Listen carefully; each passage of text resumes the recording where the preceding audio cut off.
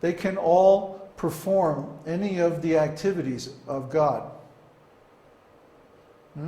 But actually, each one has a particular authority over a certain aspect of spiritual or material nature.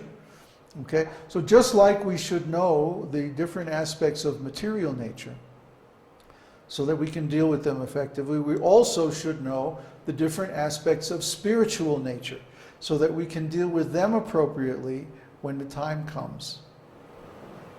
But although they have all power, they won't change their role. No, they're eternal. So it's not like we'll see Sankarshan dancing with the gopis. No, we'll never see Sankarshan dancing with gopis. Although it's the same person? It's the same person, but a different form. Very limited. A different aspect. Right. He has particular responsibilities, particular functions. Just like there's a chapter in Srimad Bhagavatam called Scheduled Incarnations with Specific Functions. So the incarnations or expansions of God each have specific functions. They are each born from a desire of the Lord.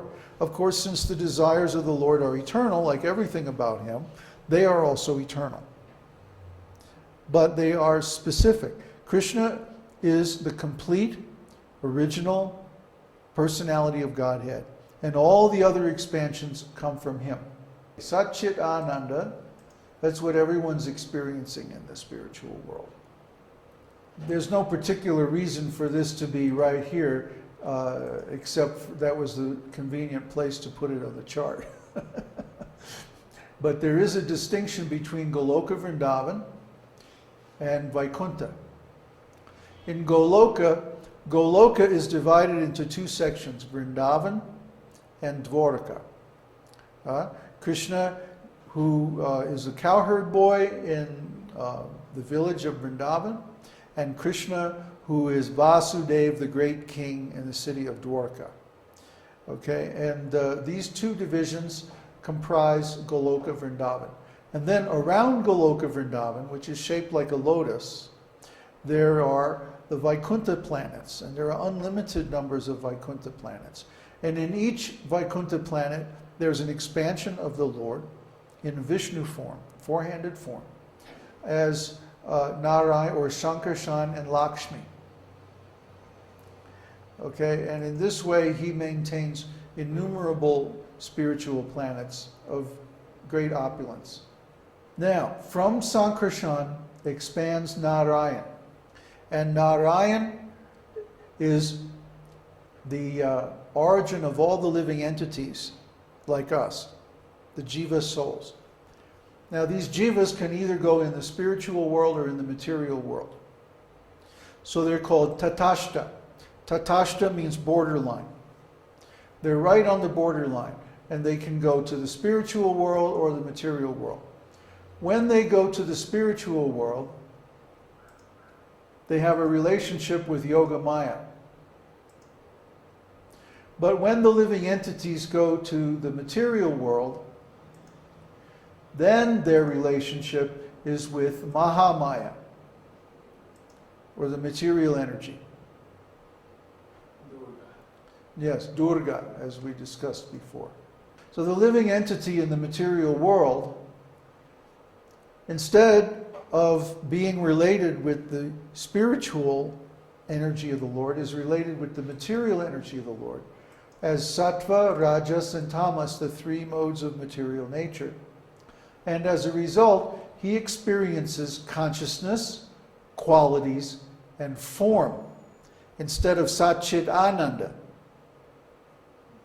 You see? Because the spiritual energy is reflected in the material energy, the spiritual qualities are also reflected.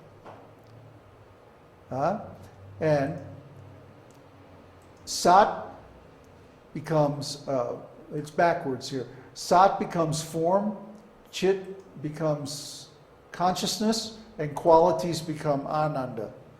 I didn't quite have this all together in my head when I made this drawing, but they correspond to one another. Yes, Asat means temporary existence. Achit means material consciousness, which is incomplete, and Nirananda. Nirananda means no joy. Material suffering. Okay, so how does this all happen? Let's go back up here to Narayan. Okay. Narayan emanates the total material energy, which is called the Mahat Tattva. And this becomes Mahamaya. Now, Narayan also emanates Sadashiva.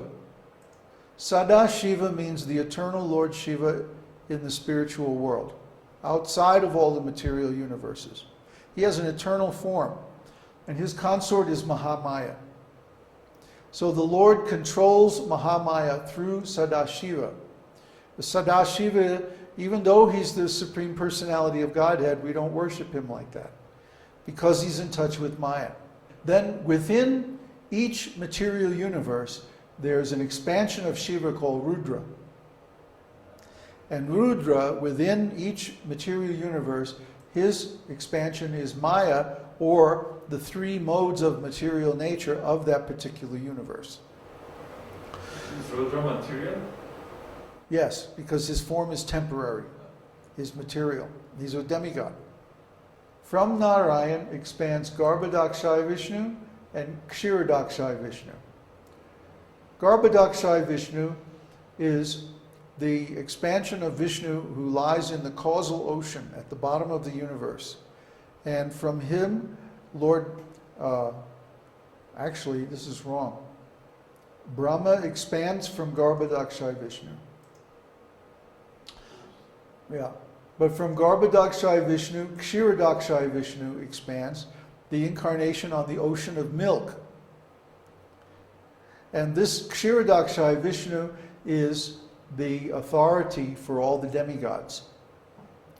So Kshirodakshaya Vishnu, Brahma is the creator, Rudra is the destroyer, and Kshirodakshaya is the maintainer. Karanadakshaya Vishnu comes into the material world along with the living entity and lives within his heart as the super soul.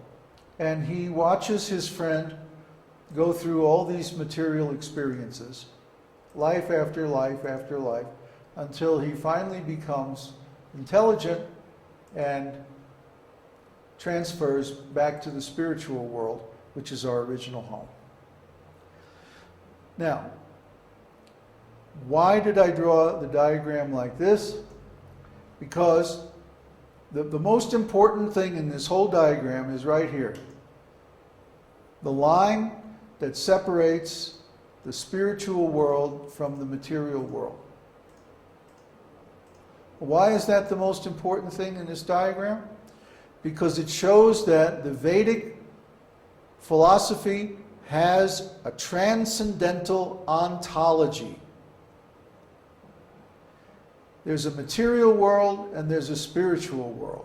There's material energy and there's spiritual energy. And even though the material world lives within the spiritual world, the way we've shown it here is like levels. Because this is an ontological diagram, or it's the beginning of an ontological diagram. The next diagram is much more ontological, and we'll see. But I wanted to get the point across. Of all the spiritual or so-called spiritual or religious traditions in the world today, the Vedic tradition is the only one that has actually a transcendental ontology. Okay? The ontology of the Vedas is based on the fact that the spiritual world is original, complete, and eternal. And the material world is derivative, temporary, and a reflection of the original spiritual world. That's what makes it transcendental. Okay? That's what makes it eternal. All the other religious traditions in the world, like I said, with the possible exception of the Tibetan Buddhists, because they're actually covered worshippers of the Vedas, They all try to define God and the spiritual world in terms of the material world. Like if you look in any dictionary in the Western world or in Western language, they define God as the creator of the material world. Creator and controller. I read one definition which was something like, said to be the creator of the material world and in charge of or controlling all different living entities, or something like that. This is God? No, this is demigods. Their conception is actually demigod. So this is the religion that most people subscribe to. But Vedic religion is beyond that. It's actually a transcendental science